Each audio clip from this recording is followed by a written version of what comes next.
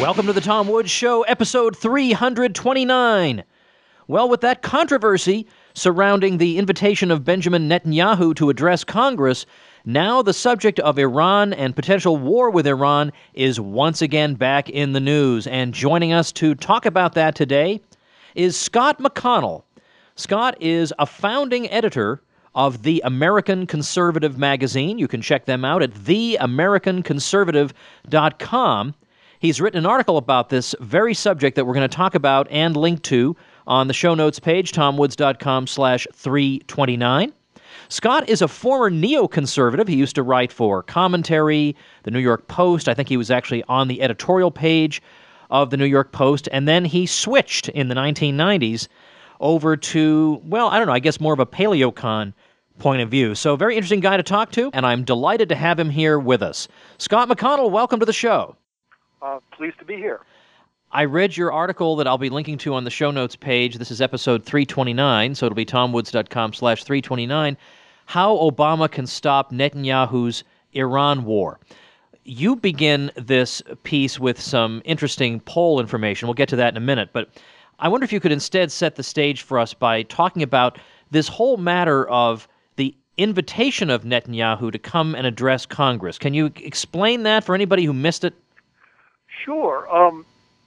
Essentially, Netanyahu's, I think he thinks of one of his glory moments and one of the places he's strongest politically is his base is the U.S. Congress. And 4 years or so, he addressed Congress while he was trying to shut down Obama's attempts to push Israel towards peace negotiations. And he got, I think, 29 standing ovations. And so I think if he thinks if America is wavering, he can push America in his direction. And also, I think he has an election campaign himself. He has an election in mid-March, and he's not doing great in the polls. And so I think he assumed that the televised images of him telling the Americans what to do and being applauded for it would go over well in Israel. And he works very closely with the Israeli ambassador, obviously, who works very closely and is a former Republican Party operative. So somehow this invitation was arranged without any consultation with the State Department or the White House, which would be pretty much par for the course. So it seemed a very, very irregular operation, but not only to people who were skeptical of Netanyahu, but to a lot of even neoconservative Israel supporters and everybody else. But so far as I know, as of now, he's still coming, though there may be some question about that. And what he's going to talk about is he's going to talk about Iran and how Iran's how the current negotiations between the United States and Iran pose a potential great threat to Israel, and how the Congress should try to block or stymie those negotiations, I think would be the core of his message. Tell us something about the Obama-Netanyahu relationship. When I look at my Facebook feed, unfortunately, apparently I've friended a lot of the worst elements of the Tea Party, because their view is, they really think there's a deep divide on foreign policy in Washington, and they think that Obama is the anti-Israel candidate, when really I can't imagine there being an anti-Israel president. That's just not possible. So what's the real truth? Their view is that the Obama administration is completely anti-Israel and can't be relied on. What do you see? Now, I know you're appealing, in effect, to Obama to do the right thing here, but Yeah. what do you generally take to be his angle on all this? My general take is that Obama is a liberal Zionist. That is to say, he grew up politically among liberal Jews in Chicago who were part of his early funders. And these are people who believe that there should be a Jewish or Jewish majority state in Palestine without any question, but they also think that there's a possibility of a two-state solution in which the West Bank, or virtually all of the West Bank and probably Gaza, are made a Palestinian state. And that would allow Israel to live in peace with its neighbors and be, according to some visions, a kind of Switzerland of the Middle East. And I think Obama, that's about as I mean, that's sort of the left part, the left wing of what is permissible in American politics, and I think Obama quite sincerely believes that. And he's made that clear both in his speeches to the Arab world and in his trip to Israel a year and a half ago. I mean, he called on Israel to stop the settlements, and which are basically ways to prevent a Palestinian state from coming into being by crisscrossing it with roads and roadblocks and everything like that, and let the Palestinians have self-determination. And I'm not sure what doesn't matter what I think, but I'm pretty sure that's what Obama thinks. And Netanyahu is pretty much committed to the Likud version of Zionism, which means that Israel is entitled to all of mandatory, and Palestinians can just go, deport themselves somewhere. Isn't it the case, though, that pretty much everybody, like all U.S. presidents for a very long time, have at least given lip service to being opposed to the settlements, right? I mean, Yes. Certainly, going all the way back to George H.W. Bush. Well, George H.W. Bush was strongly opposed to the settlements, and he is, I think, the only president, or since Eisenhower, who actually took some measures against Israel. I mean, he blocked loan guarantees, which Israel was counting on to build settlements and resettle a big wave of immigrants from Russia, and had the beginnings of a real, face-off with the American Israel Public Affairs Committee, which he may have won, but anyway, he wasn't reelected. He didn't get a second term, and that was that. Clinton, the thing about the settlements is there weren't so many of them before the mid '90s. They actually, there were maybe 100,000 or so settlers in 1992 when they did the Oslo Prize. So you could pretty much imagine you could, get rid of some of them and have some of them, with minor land swaps. But now there's, 600,000 Israeli Jews live there, and that's Israel, pretty much contemplates having a civil war trying to withdraw them. So the purpose of the settlements was to make a two-state solution impossible. And, George H.W. Bush understood this. I don't think Clinton did particularly, and I'm pretty sure that George W. did not. And Obama kind of does, but it may be that this is that the cow is out of the barn already. Well, on the whole Iran question, what I don't quite understand is how and why this issue has waxed and waned so much over the years. I mean, they didn't fiddle this long over going to war in Iraq. And then with Iran, it seemed like we had some kind of intelligence report a number of years ago that seemed to say, all right, clearly we don't have to worry about the nuclear program, and this has all been hyped up. And, then we got... it was just one thing after another where we would get the military clearly indicating that they did not have confidence that this would be a good idea. And so you think, all right, well, this was a neoconservative bad idea, and it's probably long forgotten. And now, why now? Why is it all of a sudden coming back up again? Well, I think just because it's a neoconservative bad idea doesn't mean that the neoconservatives won't be back in power again and won't be able to implement it. So I think that Obama, I think, attempted to, and is attempting to forge a deal which would pretty much placate the issue once and for all, meaning we would stop sanctioning Iran and we would monitor Iran's nuclear program, and Iran would limit its nuclear program, and everybody would be happy, at least for a while, or the West and Iran would be happy. But the neoconservatives and Israel want to stop this. They want to basically throw a grenade, as the head of the Mossad put it, into the negotiations. So they've, first through various measures in Congress, have attached various, or are now wending their way through various kind of poison pill legislation, which would prevent, more or less de facto prevent Obama from making a deal, a successful negotiation with Iran. But why war? I think that they have a great appreciation. They really, even if a war doesn't turn out so well, they're happy if we drop a lot of bombs on Iran. And I think Israel would like it done too, but Israel doesn't want to do it alone because they couldn't do it logistically very effectively. But Israel would like nothing better than American B-52s smashing up Iran and if it, in ending it as a modern state. Now, when you say Israel, do you mean Likud Israel or Israel Israel? Well, bigger than Likud Israel, the distrust of Iran and Israel stretches, not all across the political spectrum, but there are people like Ehud Barak, who was the Labor prime minister in 2000, who's very much an Iran hawk. I think Israel has gotten very accustomed and very used to them being the only country in the Middle East that has nuclear weapons, and everybody thinking that that's like a normal, acceptable, eternal state of affairs. But it's probably not. It's almost human nature if your adversary has nuclear weapons and you have the scientific capacity to build them that you're going to think about doing it. And so Israel has always, used this very,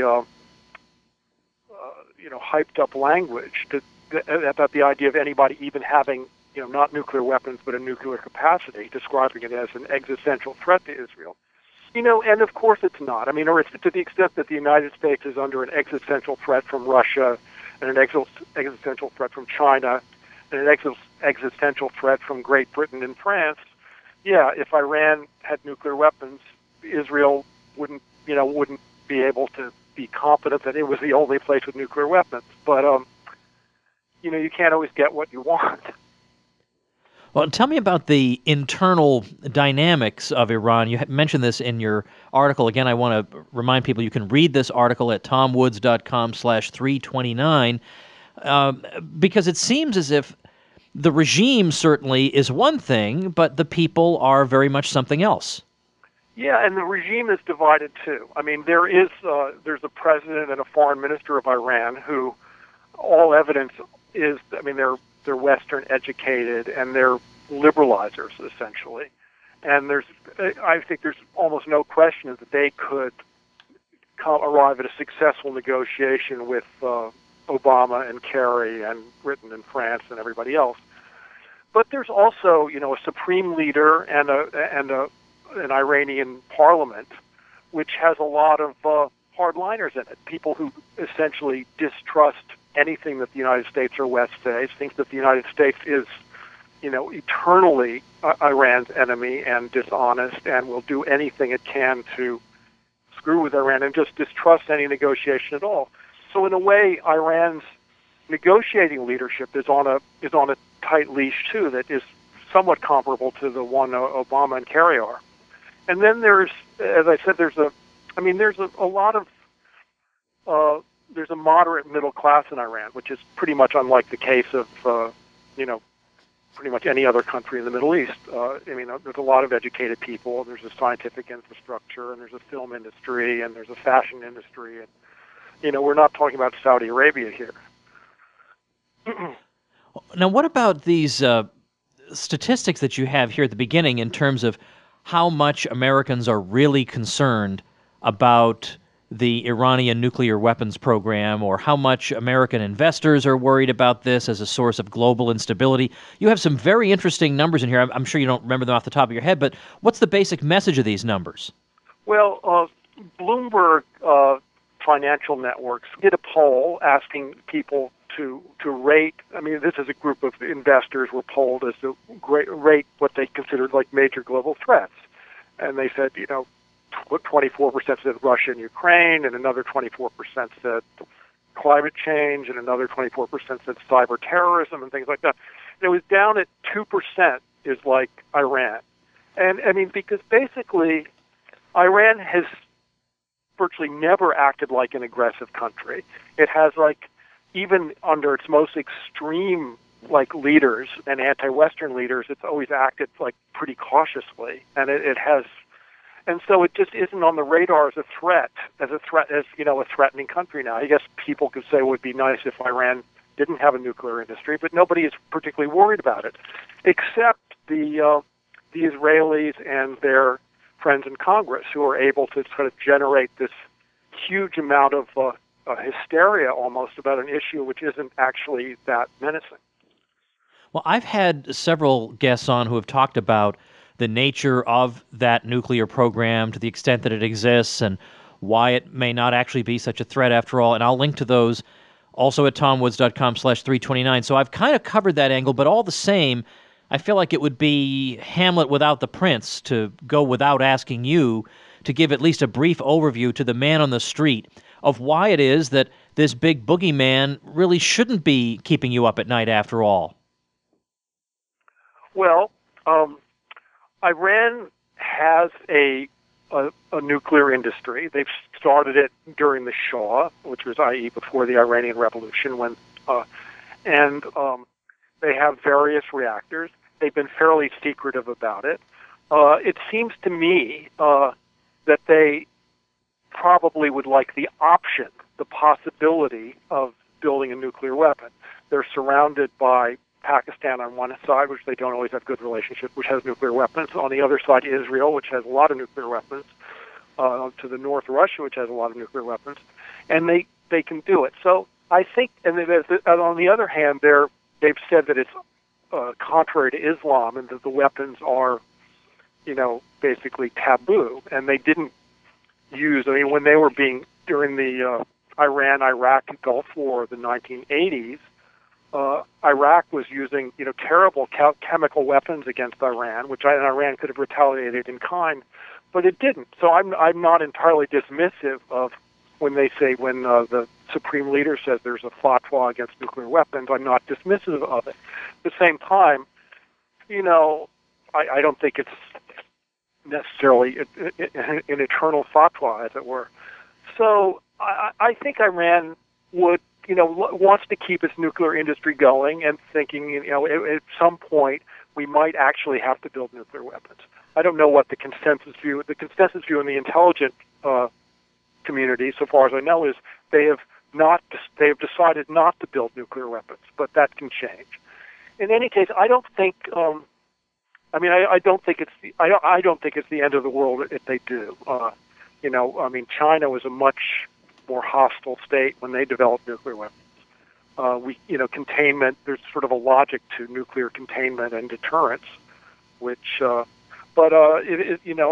think also if they are willing to negotiate in a way in which their nuclear program is subject to inspections and subject to limits, we should welcome that negotiation and engage in it, and Obama's doing that.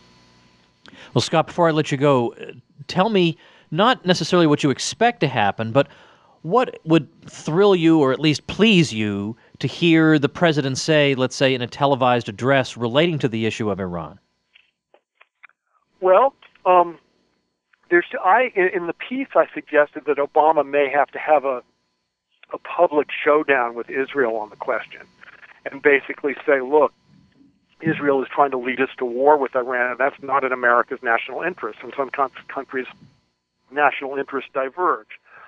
I'm sure that Obama hopes, and I hope too, that it doesn't get that far, that there's a successful negotiation in Iran, and that the inside game they're playing, which is basically communicating at an elite level to all the Senate offices that this negotiation is the best way to keep Iran from developing a nuclear weapon, is successful. And eventually Israel just realizes that they can't stop it, and it rolls through.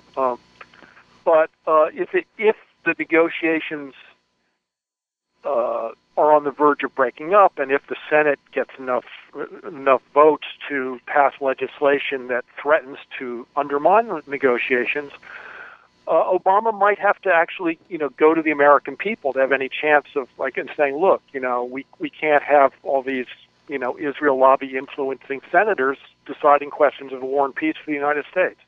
I don't know if it'll get that far, but I would like to think that's a card that Obama has in his pocket and would use. Well, I read in the comments section to your piece the skeptical reply from your friend Phil Giraldi, who likes your piece, just doesn't imagine that Obama has it in him, and even if he did, then if Hillary gets in, she'll reverse it immediately. It's a very, very frustrating position to be in, but I hope people read your piece, again, linking to it, tomwoods.com/329, and, of course, check out theamericanconservative.com. Scott McConnell, thanks for your time today. Thank you very much, Tom. All right, everybody, if you enjoy this show, you'll enjoy my new book called Real Dissent, A Libertarian Sets Fire to the Index Card of Allowable Opinion. You can get more details about it at realdissent.com, and you can get the audiobook version with me reading it at tomwoodsaudio.com. You can get it for free there via the offer they have through tomwoodsaudio.com. Of course, you want to subscribe to the show to get your daily serving of liberty education Monday through Friday. You can do that at tomwoods.com via the iTunes and Stitcher links you'll find there. I do post the show on YouTube, but the vast majority of the audience is getting the program as a download via iTunes and Stitcher. So please do that, because that way you'll make sure you don't miss any episodes. We've got a whole bunch of them. We do this every single weekday. Houston people, remember, I'm going to be back there this time with Bob Murphy, February 18th. This is 2015, by the way, for people who are joining us later on down the road. So that's February 18th, then February maybe 26th. I'll get you the details as soon as I've got them. It looks like I will, in fact, be speaking at Florida Atlantic University, so that'll be nice. Then I don't know if I'm allowed to tell you about speaking in Auburn yet, so I guess I'll have to check on that. And I'm going to be speaking in Cincinnati, looks like, in April sometime. I can't tell you exactly when until they tell me I'm allowed to. Let's see, what else am I doing in April? April 9th, American University in Washington, D.C. April 25th, I'm going to be speaking in Montreal, Canada. May 22nd, I'll be speaking in Dublin, Ireland. So we'll get more details on those events as they come up. I'm very likely to be speaking in Brazil in April, too, in Passo Fundo. So more details coming up. For now, whatever I've got up at tomwoods.com/events is everything I know about all this stuff. Remember, if you get my newsletter, you always have the calendar. You never miss any of these events. And then, of course, I'm always sending you fun, interesting stuff, but not always. See, if I say always, you won't sign up. You can do that at tomwoods.com, and when you do sign up for the newsletter, you also get my free ebook, and it's a real live book. It's not like one of these dinky little things that tricks you into signing up for a mailing list. It's a real live book called 14 Hard Questions for Libertarians Answered. So check that out. Sign up at tomwoods.com. This has been an unusually long-winded conclusion to the program. I don't always do this. Thanks for listening, everybody. See you tomorrow. The Tom Woods Show.